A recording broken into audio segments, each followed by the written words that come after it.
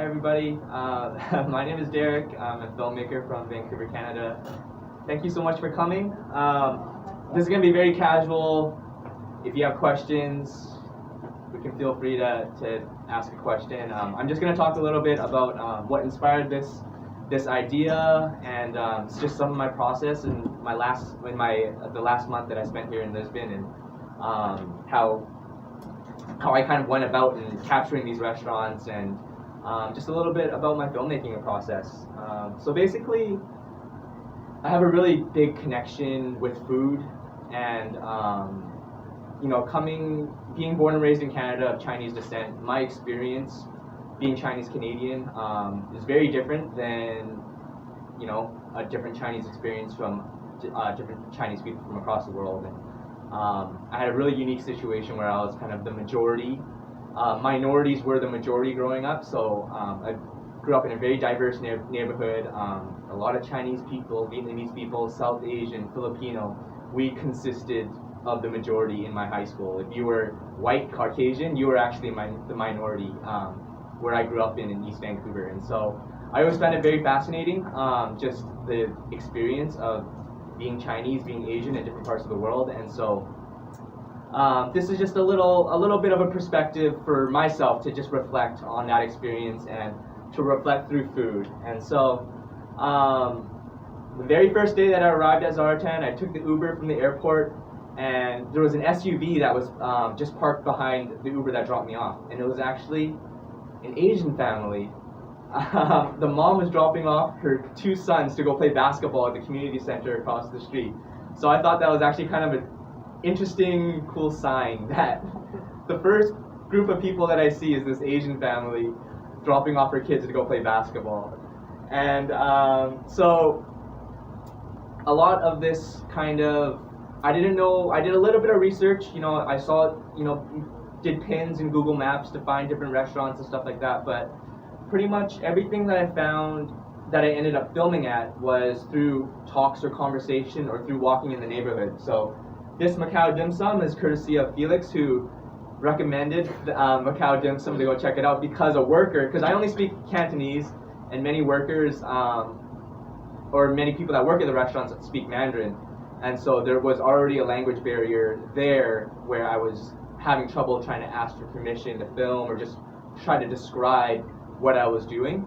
So luckily, I went there one day. There was this nice family I overheard speaking Cantonese, about 10 of them at a table, and then they actually helped me call for the owner in the back who only spoke Mandarin, but they did a little bit of a translation. I spoke Cantonese to the family at the table. And I got permission to film here, and I went back the next day, and then one of the workers ended up speaking Cantonese. That Felix mentioned that there was some workers that spoke Cantonese, and so I was able to film here and get some dim sum. And so, yeah, this is the first restaurant that I went to. The second one was just walking around this neighborhood. It's this Noodle Joint just down the street here, and it's run by this nice family. The son does the restaurant. It's called In Noodles, and his name is Nunu. So it's Nunu In Noodles. And the family came from China over 30 years ago. He's worked in restaurants his whole life, and then ended up starting out the noodle restaurant, I think he said 7 years ago. And so I captured that. And all of this is very documentary, fly on the wall. I kind of just let the restaurant operate. I set up the camera in different spots. I would move around. And it was really cool to see Nunu speak in Mandarin to his parents, speak in Portuguese with the locals, and then speak in English with one of the waitresses. And so you kind of see him as when you see the installation, it has the audio, that you'll see him bounce between languages, which is really cool. And it was really kind of what I wanted to witness and capture and experience, especially visiting Chinese restaurants in Lisbon, is just the mixture of cultures. You're at a restaurant that serves Chinese noodles, run by a family that's lived in Portugal for 30 years, yet speak all these different languages. So I thought it was pretty cool. And the last restaurant that's highlighted from conversation that was it with you, Carlos, when we talked about the clandestinos? I don't remember. We talked about I think so, yeah. That's where the idea came about when we were talking about the Clandestinos, and I was like, okay, I gotta for sure go check it out, and did some research. There's some articles on Chinese Clandestinos.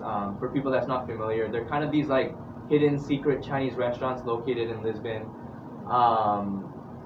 And so this one that is highlighted in the installation is a little bit more established. I think that's how we were able to get permission to film there. But it was really interesting. I went there to just check it out, and it was on June 12th, so the night of the big festivities of everything going on. And I just brought my small camcorder, which is what plays in the back here of the installation. And to see the juxtaposition between all the festivities going out on the street, and then I turn this way and it's the Chinese restaurant. And I could go back here, it's sardines and music and everything going on here, and I turn over and it's the Chinese restaurant. So I thought that was actually really, really cool. And then, so Hidden Chinese Restaurant, I'll talk a little bit of that process. It was really interesting how things came together. My approach to filmmaking, I definitely believe it's a collaborative process. I'm not necessarily a filmmaker that shoots, edits, directs all into one piece. I like to surround myself with other creators and work with other people in making films. And so for this one, it was almost luck of the draw. I was traveling a bit before coming to Lisbon, and there was a filmmaker from Vancouver that I was connected with, and she recently moved to London. And so I grabbed a drink with her in London just before coming to Lisbon, and she mentioned that, a cinematographer that she had worked with actually lives in Lisbon now, and so we connected. And she was like, oh great, put me in touch with him, and would love to connect with him. So a few weeks go by, we were supposed to grab a drink, didn't really work out. And then through Facebook, I connected with a different producer because I was looking for people that could speak Mandarin. And so in a Facebook Lisbon filmmaker group, I was like, does anybody here speak Mandarin? And I was connected with this producer, Yayu, who speaks Mandarin, and she was able to speak with the owner, help me set up permission at Hidden Chinese Restaurant to go film at the Clandestino. And so I hit up Daniel, the cinematographer, and I said, hey, I know we haven't met yet, but I got permission to film at a Clandestino. I'm gonna go film on Thursday. If you wanna come out and shoot, let me know. And he's like, yeah, sure, I'll come film the Clandestino. So on that day, we went to go film with an actual cinematographer, and he got some great shots. And what's really interesting about the filmmaking world is how things come full circle, or even though we're connecting in Lisbon, I was actually had a connection with this cinematographer, which I didn't know before. Earlier in March, I was at South by Southwest in Austin, Texas. It's a big film, TV, music festival that takes place in Austin, Texas. One of the biggest in the United States. And I watched a short film program, and it was one of the best shorts programs that I've ever seen at a festival. And there was this one film named Endless Sea that was filmed in New York. A great, great film, very gritty, point of view, shot film. And I ended up meeting the director in Austin. I was like, oh, it's shot beautifully. I was like, how'd you do that? And he mentioned that it was nose grease that they put on the lens filter to give it that gritty look. And it just so happens the cinematographer of that film was Daniel, who I ended up connecting with and meeting in Lisbon. So he shot that film that I saw in Austin a few months ago, had no idea, and I ended up getting connected with him in Lisbon, and we go to a Chinese Clandestino to go shoot at the restaurant. So I thought that was a really cool, weird coincidence that I was connected with a cinematographer there that had no idea about, and we were able to go shoot there. And so yeah, we shot at the Clandestino, and I was trying to think of how can I package this into maybe a more complete short documentary, and I had the idea of doing it from the perspective of the boy who you see in the poster. He's looking out the window, and so I asked Yayu if we can go back the next day to do some interviews in Mandarin, and that's when I was connected with Aileen, who speaks Mandarin, and so she also speaks Cantonese, so I could speak English and Cantonese with her, and then she was able to speak with the boy to do the interviews. So first time meeting, we go to Marty Moniz, meet at the park bench, say hi, tell her about the project and stuff, and we go to the restaurant. We go to the restaurant, meet the owner, meet the little boy, and some people are there, and they kind of interrupt our conversation, and I look over, and they have film gear. And so this group of Lisbon filmmakers were at the Chinese restaurant, and they're also doing a project. And so I was going there just to do audio. So I had my little small microphone, but these filmmakers had full gear. And so we did the interview with their full gear. We had great audio equipment, and just it was really, really random and kind of crazy how things all lined up, and we were able to record the interview with actual film gear, connect with other Lisbon filmmakers who's doing a documentary about the neighborhood, and so yeah, that was kind of just the experience of these 3 projects filming in Lisbon. It went by really, really fast this whole month, but what you see here is kind of a 20-minute loop of the 3 restaurants. At the Clandestino, I'll eventually get the interviews translated, so the little boy speaks in Mandarin and in Portuguese, which is actually really cool, and I think it'll be a point of view documentary spoke in his voice, narrating, and we'll see the images that Daniel shot, some great cinematography, some of the stuff that I shot on my mini DV camcorder that shot on tape, and then we'll cut that all together to make a little short documentary. So yeah, that was my experience of my residency at Zaratan. It was really, really cool to explore these Chinese restaurants, talk to the people that run them, eat the food, and just allow myself to reflect on my Chinese experience and just the experience of other Chinese people around the world. So yeah, other than that, we'll also be screening a narrative short film that I wrote and directed. If you'd like to stick around and check that out afterwards. Otherwise, that's about it. Yeah, I don't know. Any questions or anything? Maybe I'm curious about the interview with the boy. Like, Yeah. which type of question did you make, and do you have already a narrative in mind, or is it still a process? Yeah, I mean, it was very like kind of basic questions. Have him, describe the restaurant, who works there. So it's actually his mom, his dad, his brother, his sister, and then So who works at the restaurant? His mom, dad, brother, sister. Is that his aunt? Yes. Yeah, his aunt. Yes. And then, do you remember who else he said? Oh, just his brother. Yeah, his brother. Yeah, so his brother is in the back. He washes the dishes. Yeah. Who cooks? The dad? Someone else? I don't remember. No. Yeah. No. Not the dad? No. His dad and brother is a chef. Oh. Yeah. Yeah. Yeah. Just the 2. And the other is just his mother and the aunt. Yeah. And the aunt. And one waitress. And the other waitress. Yeah. So asked him about things like that. Asked him to describe the restaurant. Talk about his friends. What he wants to be when he grows up. What he does do for fun. Yeah. So this is Hidden Chinese Restaurant here, and that's his mom. Yeah. And But the boy. and the little boy. Yeah. So yeah, just those types of questions. So I think it'll be cool to just hear his voice in both Mandarin and in Portuguese while we're seeing some of these images and sounds of the restaurant just operating and running. So hopefully it all comes together in my head. It kind of does. We'll see. Yeah. Well, I have 2 questions Yeah. and a remark. Yeah. Well, firstly, because I spent my childhood, as you already Yeah. know, in Macau, Yeah. I have a certain relationship with the Chinese culture. Mhm. My father was also an anthropologist there, and he went to China to research and stuff like that. And the Chinese community there, which was very big, because although it was Portuguese at the time, it Yeah. was very big, and they went to school with us. Also, my Chinese friends spoke Portuguese, so I wouldn't say integration, but the presence of Chinese with Portuguese there, people had good relationships. Yeah. And my father had a lot of Chinese friends.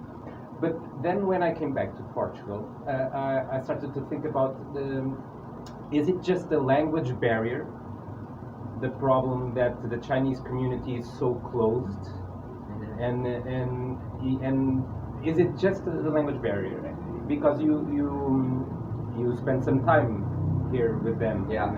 You may have an answer. Do you want to answer this question now, or should I make the other one? For this one, I have a very just outside perspective of it. Is even I had a language barrier with them, which is kind of interesting. Even though we're both Chinese, I could barely communicate with them. I'm speaking in English, which they kind of understand, barely understand, and then very broken Mandarin that is very, very like just broken, trying to put together words and Google Translate and sentences. Okay. And so for this restaurant in particular, at the Noodle restaurant, Nunu spoke English, so I was able to communicate quite well.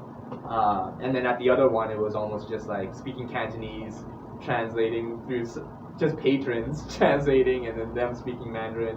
So yeah, that's kind of my experience and perspective. I don't have much else. I'm not sure. Yeah, because I was very very. And you start seeing now, because the Chinese immigration to Portugal, I think it started like really in the 80s or something. Yeah. And now you start to see Chinese people who know how to speak Portuguese, but in the prior years nobody knew it, and so there wasn't an integration, a relationship between the Portuguese community and Chinese. I think it was just a language barrier, because people are very curious about other cultures in the whole world. I think, from my experience.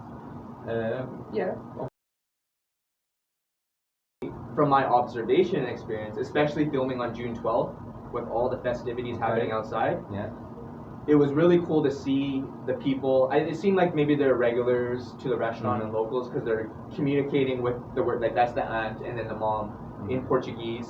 You know, they're getting the spring rolls to go, taking it outside to go eat with their sardines. People are coming up and down to go use the restroom, to use the toilet, as they're all drinking outside, and they're speaking Portuguese and laughing, and just I captured some of it on that film. So I think that's kind of interesting, where because it seems like this family has been here for a little bit, so they know Portuguese, and so they're able to have that common ground with some of the locals or some of the Portuguese people and have the conversation. So language is very important. I think for sure language is important. Okay. The other question, I think it's more about your artistic view as a documentary filmmaker. Is it your thing? Do you want to be a documentary filmmaker, which kind of documentaries? Like this kind, would you prefer to make some narration, some interviews, or more artistic? Like there are some documentaries which are in that frontier between documentary and fiction, you know? So for me, I've actually I started out in documentary. Some of my first films were documentary. Well, my first films were documentary just because it was easier to get started in documentary and do those types of things. I was just telling Erico this, that my filmmaking is actually, it's very different. It kind of just depends on the story and what I'm gravitating towards. Does the style make the story, or the story makes the style? Okay. Definitely the story makes the style. And so some of my past documentary work, as you mentioned, it's more narrated, interview style. Some of it is more, point of view, kind of like this. And then the film that I'm going to screen after this is full-on narrative, scripted, very polished. So I think just kind of all depends on the story and what I'm gravitating towards and what I want to explore. And it's good to have that freedom. Of course. Well, and now I will be brief. I like the 3 restaurants. And I like a lot Macau Dim Sum because it's the food that I ate in my childhood. And it's well made. It's very good. We went together. Did you go together? Yeah, a few times. Yeah. Well, in Macau I ate better. Oh yeah, of course. Because there were the offer was much bigger also. Yeah. And the clandestino, I'm not sure, but I think it was really clandestine, which is it wasn't legal. Yeah, yeah. It was like 3 houses. Mm-hmm. I'm not sure. This is what people said. And then it started to serve the dinners to people. People started to go. The food was good. It was cheap.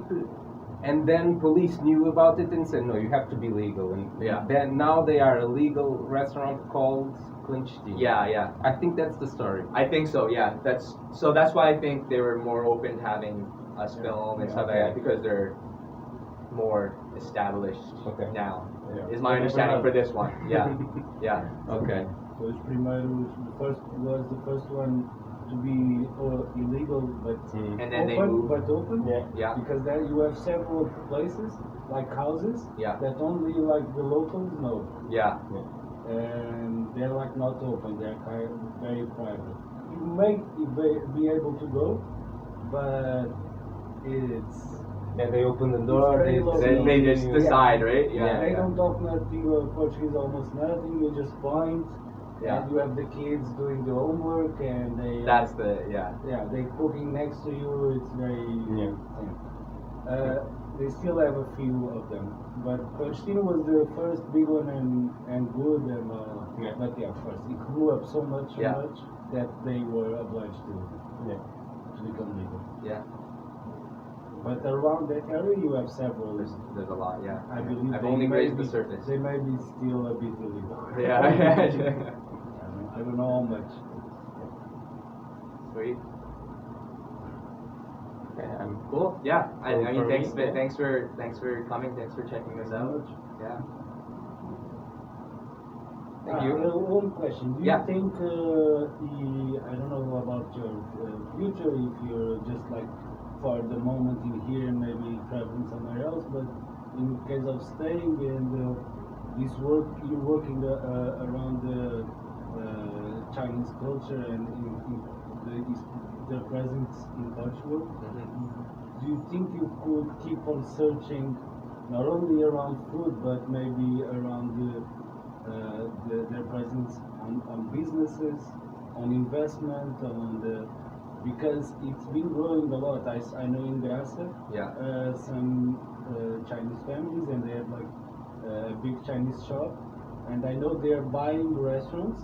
They bought Portuguese food restaurants, Right. Yeah. but they keep the staff. The food is the same. They just do a Portuguese They restaurant. just Yeah. they just buy it as an investment. They take over it and now in Graça, like their quarter next to the Bombeiros, it's mostly Chinese Yeah. owned. Yeah. I think we were talking about that before. Yeah. Which is it's very interesting. Yeah. It's very interesting, and now you for me also you start to see a presence of wealthy Chinese people. Like very wealthy. Like Yeah. you see big cars. Yeah. So It's back in happening- Vancouver, we experienced that too a It's lot. happened in China also. Yeah. Like in China 20, 30 years ago, there were rich people, but now a lot. Now it's yeah. Yeah.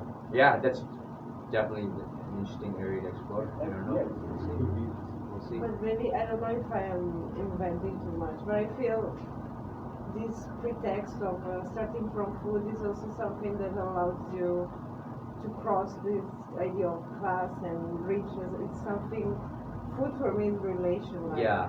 sitting and eating with somebody, you build and also the way you're speaking about the cinema process as a kind of circle that makes you spiral and meet other people. Yeah. Maybe it's more about starting from a neutral ground and not considering business or social classes. I don't know if I think just a comment. yeah. Food is always a great way to, I guess what's the saying, breaking bread. Have you ever heard of that? Breaking bread. If you break bread with someone, that's kind of a way to share. To share, yeah. Regardless of where each of you came from. Yeah. So, yeah. And it started by chance, like this this obsession. I would Yeah, call it. it's a little bit. Yeah, yeah. Okay. Just Curious. it was partly just because you can go to any city and you'll probably find you have a good chance of finding a Chinese restaurant. So Everywhere. Yeah, I think which- even in the desert. exactly, which is a very interesting notion to me that yeah, you can go wherever and Well, it's very Yeah. Chinese food is very good. yeah, and so it's universal in a sense, which is kind of cool.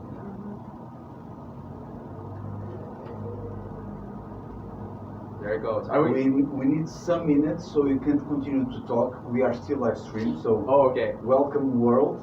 Because I need to change the file to do the thing that he presented in Cannes for just now. Yeah. So give me 10 to 15 minutes and I'll get it. Okay. Yeah, maybe I'm curious about future projects. If you see something, if you have something coming. Will you do fiction? Are you interested? Yes. So that is actually where I'm mostly have been working towards is doing bigger fiction projects. So this latest film, this fiction film, it was showcased at Cannes earlier last month, and so pretty much just going to use that momentum to build towards other projects. I'm working towards a series, a feature film that I'm working towards, but also a documentary project on Chinese bakeries. Which I asked Felix if there was any Chinese bakeries here. Or no, I asked you if there's any Chinese bakeries here. Are there any Chinese bakeries in Is this there? Is any Chinese bakery here? I don't think so, What is right? Chinese bakery? I What do don't. they I have? don't know. Well, okay, Because even when I lived in Macau, Yeah. there weren't Chinese bakeries. There were Portuguese bakeries, Okay, yeah. Yeah, and because bread is not something very. very Chinese. Yeah, but you know, so like, do you know what a pineapple bun is? Bolo bao? Yeah, but that was I know more some like Hong balls. Kong and Macau. But that's more Hong Kong, like Yeah, but I it's think- really interesting that I was curious if there was, did maybe one person open up a Chinese bakery in It's Lisbon yet? gonna be me. It's gonna be in you? Portugal. well, it's a Yeah. good idea. It's a good idea. Yeah. I don't know how to make it. So. So there's so Yeah. many different buns and yeah, it's a completely different style of baked good that I want to explore. There's a bread. I hope I pronounce very well in Portuguese. It's like pão de Deus. Pão de Deus. It's a similar as what they put the coconut on top, but the looks there looks It kind looks of like a similar pineapple with one? this pineapple one. Yeah. Yeah. I think you should try. It's Mexican too. Pan dulce, right? Like pan de dulce. Is that what you're saying? Pan dulce. Yeah. I think I never tried that one, but the Portuguese one you can buy even in the supermarket. Yeah. Did you try it? No. No, I didn't, but I'm pretty sure it's. So that's why it's very interesting because there's different cultures have different variations of that style of bun, Yeah. which is also interesting to check out. That's why I was thinking maybe it's because of that. There's not much appearance in the European countries of Portugal because it's mostly in the Canton area. Yeah. Maybe because of Derek, sorry to interrupt. Very quick question. Can we live stream on these 3 cameras the video, No, or you prefer not? we cannot actually. Okay. Yeah. So we stop. This is a top secret I film. will stop the live stream Yes. right now. So say goodbye to everyone Yeah. that is checking online. Thank and you. We start the film Thank you, afterwards. everybody.